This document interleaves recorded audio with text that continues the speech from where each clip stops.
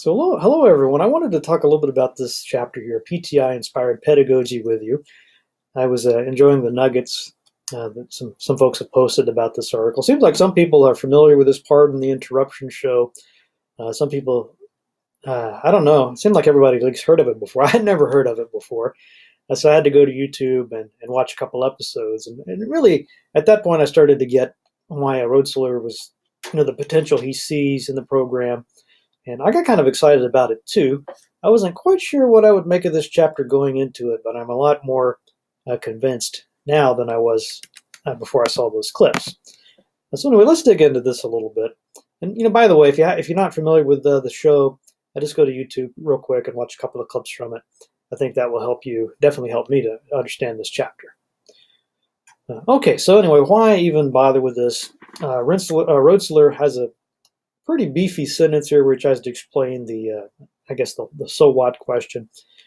So he says, PTI protocols stand to provide the kinds of structures teachers can leverage to facilitate group talk. Not just any group talk, but group talk that promotes sharing varied viewpoints and considering multiple perspectives, while also offering a nod to students' interest in pop culture and a point of reference for the kinds of literary practices in which students are asked to engage during class discussion. And so I like this.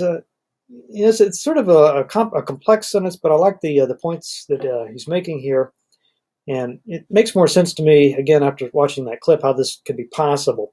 Because one of the things that the show likes to do is encourage people to take sides of an issue and opposites, and there's all sorts of strategies worked into this protocol, right, to make for more interesting viewing and have, I guess, more conflict between the participants in the show, or more disagreements, I should say, but not in a way that's sort of alienating or sort of puts you off. It's like these guys are ranting at each other.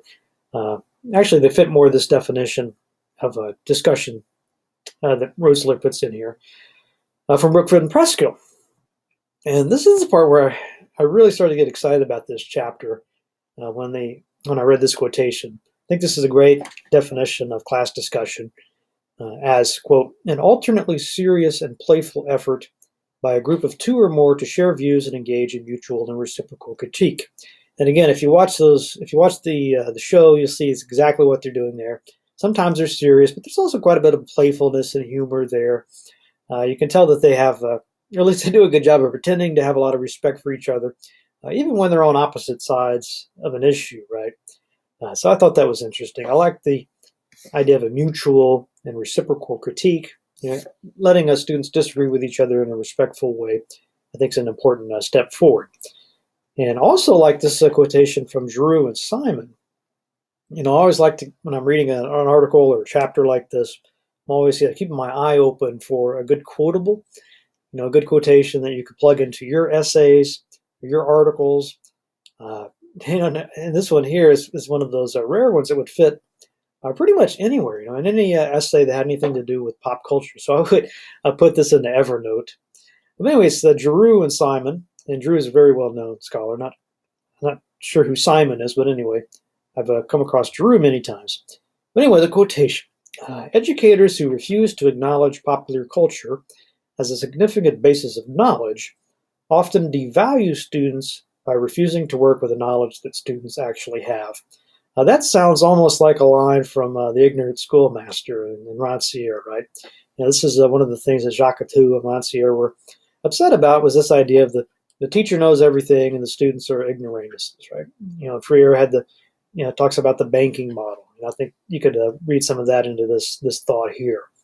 But at the other hand, though, I'm a little concerned about the context of this article, and it is a literature class that he's teaching, right? And one of the functions of a literature class, it would seem to me anyway, would be to instill within students an appreciation for quote unquote fine arts, high literature. I mean, you have literature like The Great Gatsby and these other examples that he gives here. And the stuff that's not literature is the stuff that's, it's not worth studying, is the stuff that the students already know a lot about, right? We don't need to have a course about sports because they already know a lot about sports, at least Roetzler seems to think so. So how do you see this is sort of getting at? There's kind of a paradox of, if well, maybe if we want to value what the pop culture stuff, doesn't that call into question the value of the stuff that we're kind of setting apart from pop culture as sort of high culture? Uh, I'm trying to think of how to formulate this as a coherent question, but anyway, just respond to this quotation here from Drew and Simon. I want to know what you think of this. Do you see any problems with, on the one hand, acknowledging the relevance of pop culture with simultaneously trying to, convince the students that the literature, the sort of the subject matter of the class is worth studying and worth grappling with? So, what are your thoughts? All right, so moving in a little bit further, we get into why PTI specifically. This is one of the things I thought. I'm really happy that he addressed this. The noir piece we read, I had the same concern about that as well. How is this any different than just teaching the literature, right? The noir might be a little bit more accessible to students, but they're probably not familiar with it anyway. This is just another example of something that, the teacher knows all about it. The students, maybe they've never even heard of it before. I think this article, my guess is probably more students would be familiar with Pardon the Interruption, or at least the world of sports, than they would be with noir. But I do worry, what about the students that have no idea what this is? How is it an advantage to them? But anyway, I do see what he's getting at here. So he says, students will evaluate and synthesize ideas that arise in the text in question and in their own lived experiences. This approach stands in stark contrast to the practice of nudging students to seek out correct answers buried in the pages of the text. So that last little bit there, I think, harkens back to Rancière's concern with the Socratic, at least the way he thought of the Socratic method, right? The teachers, you sort of know the correct answer, so you're asking all these questions, trying to lead the students along this predefined path. So Roessler says this is totally not that. We don't really know what the answers are, I guess. Instead, students are invited to examine the text closely and to draw upon their own respective funds of knowledge to support them in making sense of the text at hand. Now, I don't know about you, but this sounds very in line with the ignorant schoolmaster and Rancière. A lot of the points Rancière and Jacques made about education. It seems to be very clear here about showing a respect for the students as intelligent beings, not as inferior beings with limited IQ or anything like that. Seems totally in line with what Rancière said. So I want to get your thoughts on that. Does it sound like something Rancière and Jacques would approve, or am I missing something here? And there's actually some of that schoolmaster lurking beneath the text here somehow. All right, so that's about all the thoughts I had on this chapter. If there's something that you want to talk about that I haven't gotten to, bring it up in your nuggets, of course, or you could just respond to it here. One thing that I think that he could have spent more time on, just, when I was watching the clip, what really impressed me was the game-like aspect of this. I mean, it's a fun program to watch, and you can't help but think it would be fun to be on the show. And one of the things he didn't bring up in the chapter, maybe he did, I missed it. But I noticed all the little segments of the show have this timer. You can see there in the top right corner, 12 seconds. And this is something I use in my classroom a lot when we're having discussions. I'll say, okay, group number 1, you've got 2 minutes to respond to this question. Start the timer. And something about that timer, you think it would make people more nervous or anxious, and maybe it would if I was just calling one person out.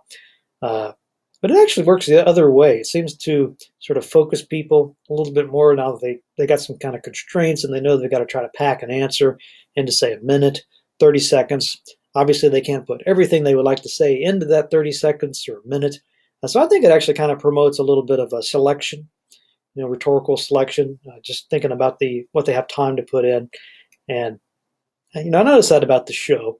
And I like the way the show moves, too. It's got a nice pace to it. If you don't like one of the topics, don't worry about it. In a couple of minutes, they'll be moving on to something else.